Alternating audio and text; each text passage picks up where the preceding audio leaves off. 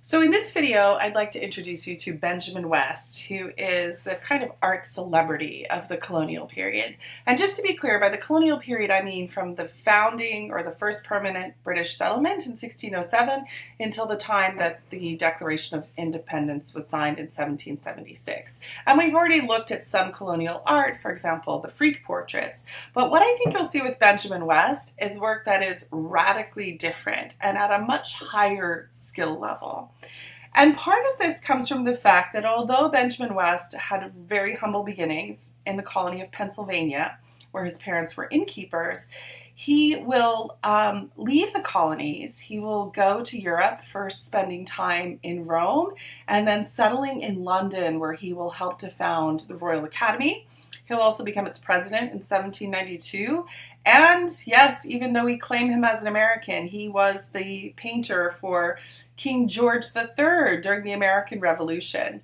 But he's also hugely influential because he will be a mentor and a kind of enthusiast for younger American artists who will travel to London to study at the Royal Academy and learn from him. Now, he also has this lifelong fascination with Native Americans, and he claims that it was actually these Native Americans in Pennsylvania who gave him his very first lessons in how to prepare pigments. And he is known for his very vibrant colors, the rich reds, the deep colors that he's able to get. And he credits the Native Americans with having taught him that. So I'm showing you two works, The Savage Chief on the left, which he completed while he was in Rome for a patron back in Pennsylvania, and the work on the right, which is called Agrippina Landing at Brundisium, which is a good example of what we mean by history painting. So it looks back at a distant history, in this case Roman history, but he does it as a historical subject. What's also really fascinating about both of these works that he did in Europe is that you can see that he's looked at Renaissance painting. He's mastered that technique, that very polished, clean lined look. And also he's looking at a lot of classical sculpture. So I'm showing you the Apollo Belvedere here on the left and a relief carving from a building called the Arapakis in Rome on the right. And if you look at the position of the Apollo Belvedere, and you look at the position of the body of this central figure in the Savage Chief, you can see that Benjamin West is looking at sculpture and reflecting that in his paintings. Also, this grouping. So the story here is that this is the widow of Germanicus, who was killed while in Syria by a jealous rival. And she, along with her young children and various members of her court, are returning to Rome, and she's holding in her hands the urn that has the ashes of her husband, and obviously it's a very sorrowful, somber moment. But if you look at simply this grouping of figures who are done in these kind of gray tones, and you look at the figures in the procession in the Arapakis, it's apparent that Benjamin West is really inspired by classical sculpture as well as European painting.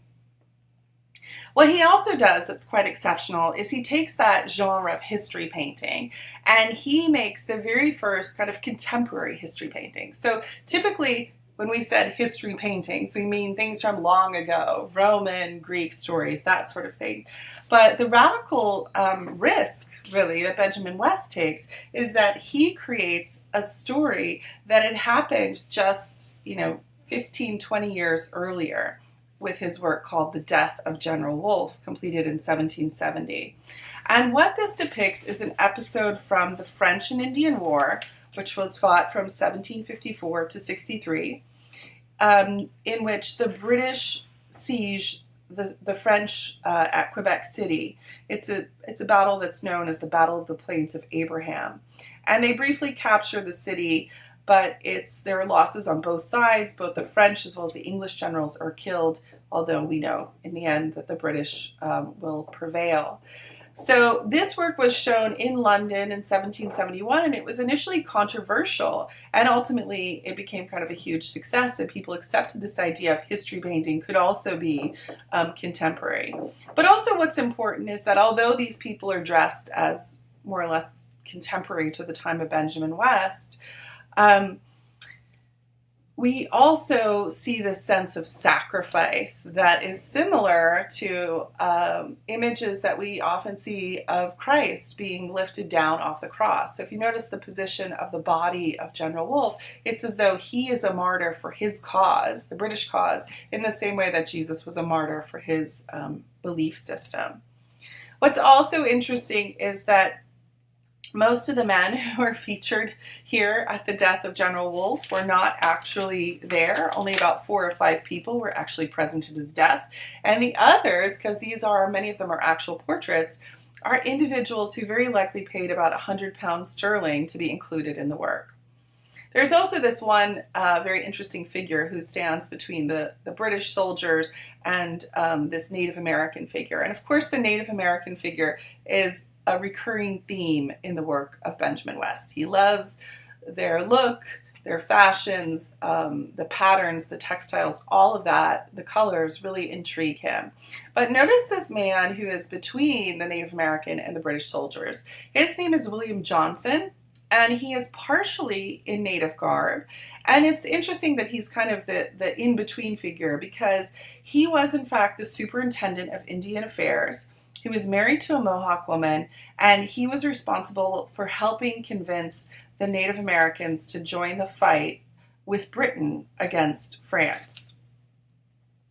Now, what's also interesting is that this story, General Wolfe, was such a popular figure that even music of the time was written about him. And if you think of a world before there was social media, before there were newspapers on the daily, before we had all this quick technology that exists for us today, many of these stories were shared via song. So people would travel from tavern to tavern and tell the story of what had taken place. So I want you to take a listen and imagine the kind of reputation that surrounds General Wolfe.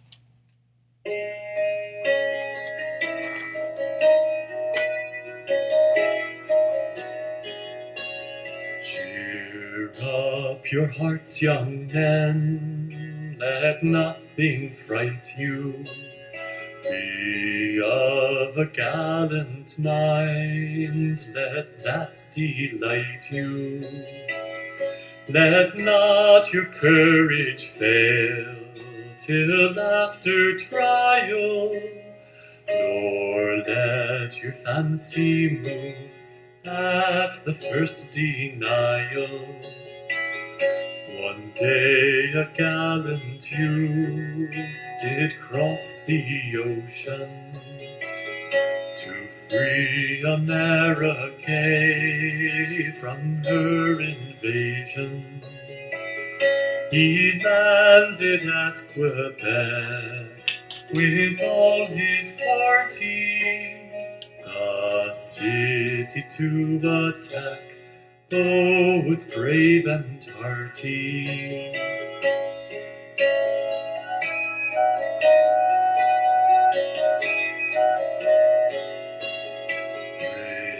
Wolfe threw up his men in foremost pretty on the plains of Abraham before the city. There just before the town the French did meet them. With double numbers they resolved to beat them. Each man then took his post at their retire. So then these numerous hosts began to fire. The cannon on each side did roar like thunder, and youths in all their pride were torn asunder. The drums did loudly beat, colors were flying, the purple gore did stream, and the men lay dying. When shot from off his horse fell this brave hero, and we lament his loss in weeds of sorrow.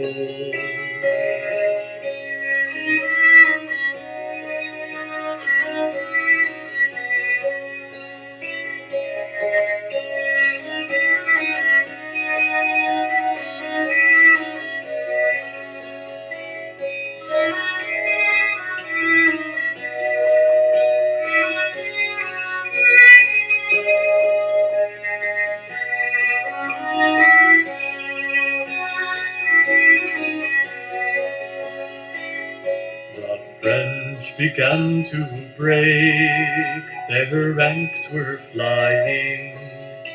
Brave Wolfe then seemed to wake as he lay dying.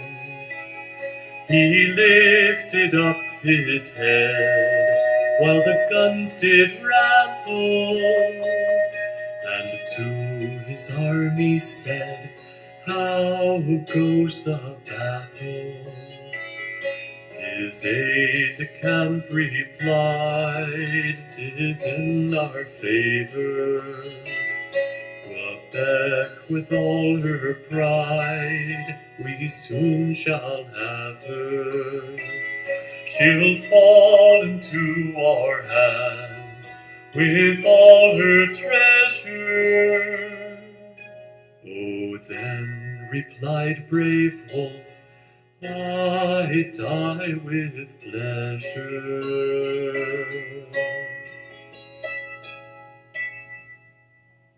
What I especially love about asking you to listen to this is that I think it highlights how information is shared in the colonial world, that paintings are narrative. Paintings are about storytelling, but so is music. It's really just how we message to each other what's taken place.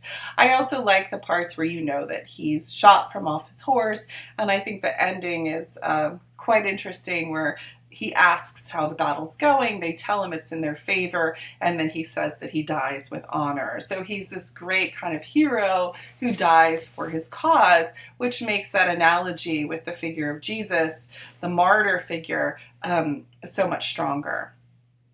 Now, with the success of Benjamin West's Death of General Wolfe, he decides that he'll do some other history paintings that reflect even more recent events in the colonies. So I'm showing you here William Penn's treaty with the Indians from 1771-72, and it commemorates an event that actually took place in 1682.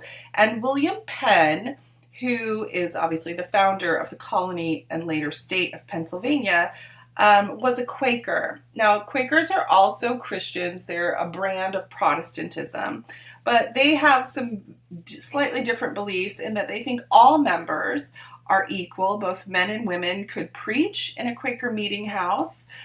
All were free to speak. There wasn't a kind of central priest or a minister who would lead the congregation, but everyone could speak at will. Quakers are also pacifists, and they shun imagery for the most part. They also had this idea that Pennsylvania would be sort of a safe haven. So a lot of religious groups, for example, the Amish, who you might know today, will settle in Pennsylvania because of the pacifism and also the freedom to practice one's faith that was really strong in the colony of Pennsylvania. So what we're seeing here is William Penn, there he is, with the arm extended, very much like the Apollo Belvedere. Again, that classic Benjamin West fascination with Native American life. And this commemorates the moment where they signed the treaty. By the way, William Penn in Pennsylvania is this is the first legal agreement between Europeans and Native Americans. So they're the only ones who actually signed a treaty. Now, I want you to remember this work for a couple of reasons, because it's a great example of the color and the beauty of Benjamin West's painting, but also this love of contemporary or recent colonial history that's so important. Now, you might be thinking to yourself, this figure looks familiar to me, these men with those black hats. Well, yes, I wanted to show you the Apollo Belvedere. See how the arm is extended here in much the same position? Yes, if you've been thinking Quaker oatmeal, you are right. The brand of oatmeal does come from the colony of Pennsylvania. It's a product that began in 1877, and this was the image of the Quaker that they used. It was modified in 1957, and for a very long time we had this figure, but quite recently in 2012, and they made a few little adaptations. So notice that some of the ruddiness in his cheeks has been removed. He has a smoother complexion, and also in the most recent version of the man on the Quaker oatmeal, he's lost his double chin. And of course, we know that in 2012, fitness and health are issues that impact consumer choices. And so this was carefully planned so that we would look at him and see a healthier, fitter looking guy, and be reminded, of course, that oatmeal will also keep us fit. So, Benjamin West, I want you to keep in the back of your mind forever because, well, not forever, but he will be a highly influential artist, not just for the paintings he made, but because he will be a mentor and a great encourager of younger American artists.